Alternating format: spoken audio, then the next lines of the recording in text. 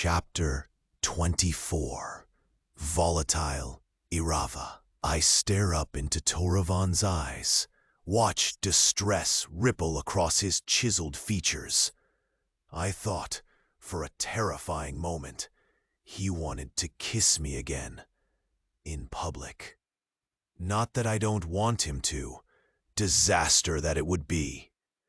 But he's looking lost now, like I've slain his hope again. He has no idea what I'm doing to him.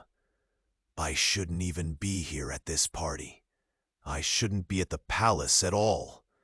I'd resolved the night before to leave for good. I'm only going to hurt him the further this goes on.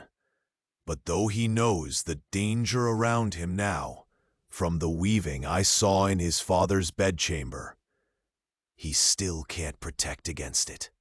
And whether Master Aldrich was the weaver who was working against Toravan's father or not, I don't trust him at all to protect the king.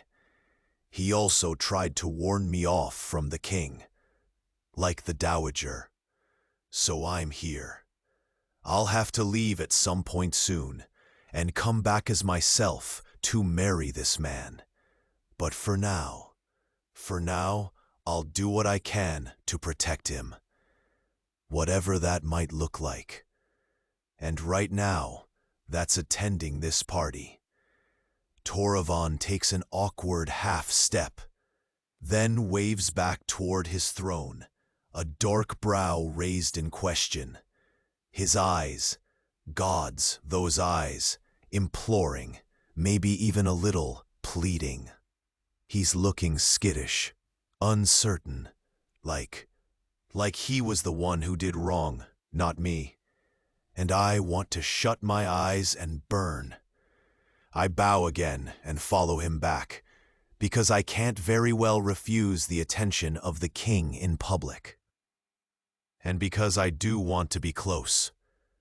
Because I'm uneasy about the dowager and Master Aldrich, and I'm uneasy about what Elsira said about Nikolai, and that Nikolai hasn't gone out of his way to hate on me in the last few days. Everything has been too quiet, with far too much ordinary time to think about the man who's now settling himself again on his throne. I scan the crowd for Nikolai. He's near the Dowager Queen's corner of the courtyard, not looking our way. But I know he'll see me near the king. I know it will only heat his anger. Even if he hasn't threatened me in the last few days, I'm absolutely sure he hasn't forgotten his grudge.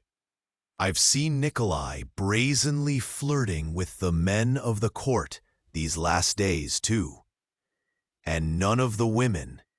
Is that what Elsira meant about a demonstration? Is he going to try to angle for the affections of the king? The affections that Toravan's rumored to show to me? Toravan doesn't tell me to stand beside him, so I take my place beside Lord Valterre, which isn't a good option. Valterre gives me a narrowed look, but he doesn't protest. Toravan's under the shade, and when he sees us still in the sun, he waves over two more servants to hold their shade mats above us. And I feel exposed, too exposed, under this cover. At least Valterre is an ally. In protecting the king, at least. Toravan and Valterre start idly chatting about grain exports.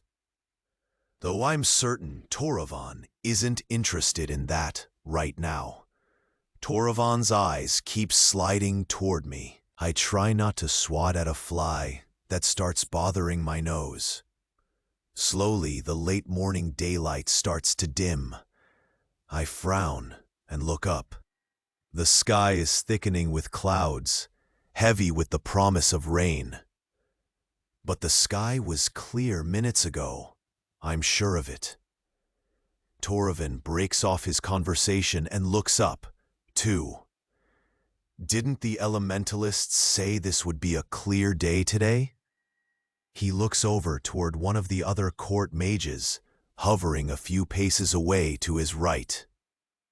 It's an older elementalist who I've only briefly met in my mage training.